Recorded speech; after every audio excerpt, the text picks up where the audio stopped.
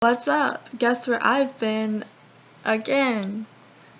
The psych ward. Yay. So I went like 7 months without going there, and then sure enough, what do you know? Ashley becomes a little too mentally unstable to the point where I admitted myself involuntarily, and I was there for the past 3 days. I just got discharged this morning. So yeah. It's been really fucking shitty. I think this was the shittiest time I've ever had up there. Like, I'm not gonna lie, like, I've had, every time that I've gone, I at least have made a single friend. Or I've had someone to talk to. This time I had no one. And it sucked immensely. Like, the time I got Baker acted, I literally became friends with everyone. I had the fucking time of my life. I was there for like a week, and I was friends with everyone. It was great. This time around, not so great.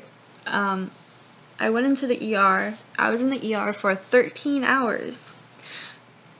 And that sucked all in itself because there was no room at the hospital. They were all full. So when I got into the hospital, it was like 3:30 p.m. Or so, it was like 3 p.m. And,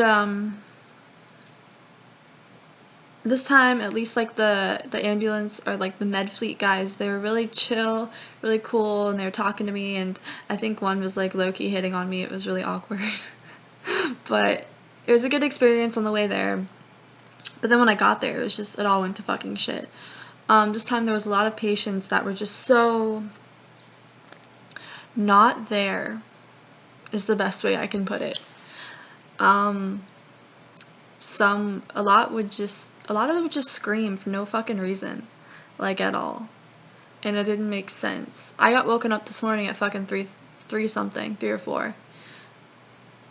This lady just started fucking yelling at a roommate, and she was going off, and they weren't doing anything to calm her down, so it was really frustrating. The same lady started shit with me yesterday.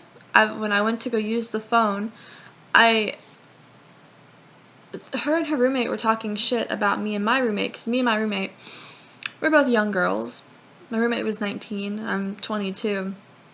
So they're like, oh, who let these fucking kids in here? And then she was starting shit saying how because we're kids, we're gonna be on the phone all fucking night, hogging it, and just all this, like, crap, and she was, like, trying to force over the phone, although we were just trying to call our families and, like, see if they were gonna come for visitation and stuff like that.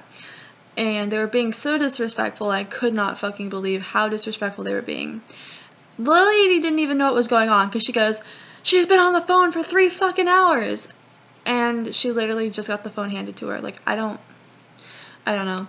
A lot of people were having, like, psychotic episodes. Last night at dinner, one of the new patients, I was sitting at the table, and she was sitting, like, diagonal from me.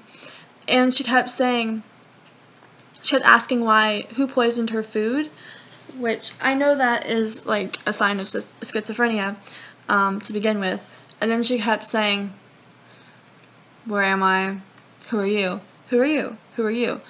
And she kept saying that our faces were morphing together, and then that she was seeing her family members on our bodies, like, her family members' faces on our bodies. And when she kept asking me, like, she's like, what's going on? What's going on? I tried to explain to her. It wasn't connecting, though, obviously. I mean, she was in a psychotic episode. There really wasn't anything that I could do. And she goes, what's the other option? I was like, what do you mean? She's like, other than this, what is the other option? I said, there is no other option, like, because there's not. You're stuck here. She's like, don't tell me that. And I'm like, okay, I'm done with dinner. I'm just gonna go fucking lay in my bed until visitation. I forced myself to sleep so much up there. It's unbelievable. I didn't have a single friend.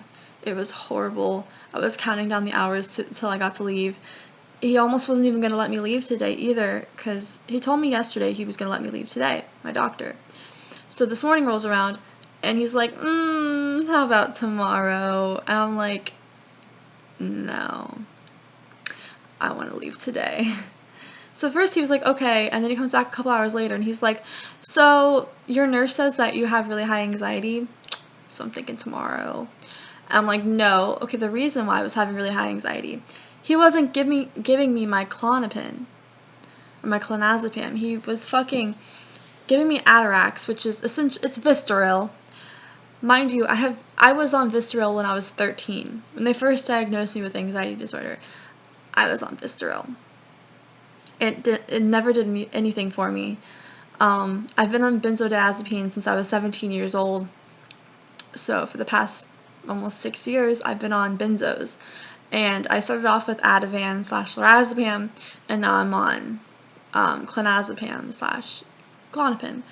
And I've been on this pill for 3 years now, over 3 years. So you can't just randomly take me off it because you feel like you don't want to give me a benzo, and you think that, oh, well, the Vistaril is good enough, because it's not. I started having fucking withdrawals because I didn't have my pills in 48 hours, and so my heart was racing, my hands and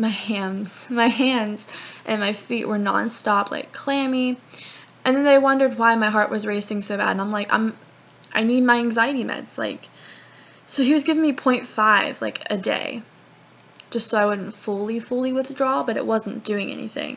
And so then this morning he was like, well, if I up your dosage of your Klonopin, will you stay an extra day? Or would you be willing to stay an extra day? And I'm like, honestly, no. I have to go to work tomorrow. I don't have time for this bullshit. No. I was afraid he wasn't going to let me go. But I'm out of there, and I'm not going back. I said that last time, back in February when I was last there, but I really mean it this time. I'm not going back. This was a huge awakening experience for me. I didn't like it at all. Everyone was really violent and rude and just not there. Like, they mentally were not there, and it was scary. I'm not gonna lie, like, it was fucking scary. And I went along with it, but I'm not going back. I don't fucking care.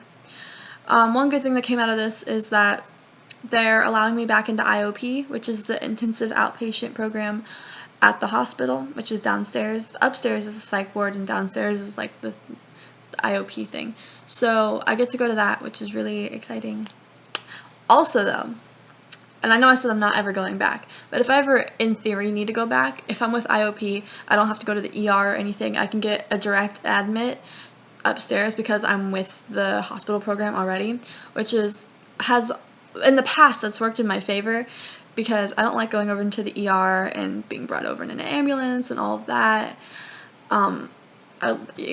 Being directly, like, admitted up, it gives you a lot more, like, freedom, and, like, you don't have to get into the whole hospital gown, and it's a lot cooler that way. But I'm never fucking going back. But I'm just throwing that out there, in case they want to big crack me. Then at least I'm an IOP. But hopefully the chances of that happening are very slim, because I don't ever want to go back. After this time, I'm done. But that's how my past couple of days have been. They lost my inhaler also, so I had to get a new one today. But it sucked, because, like, I've just been like, I'm like, I need my inhaler. But I'm glad to be in my own bed tonight. Got work in the morning, and back to Ashley's normal life. Here I come. So yeah, that's all. Sorry for rambling.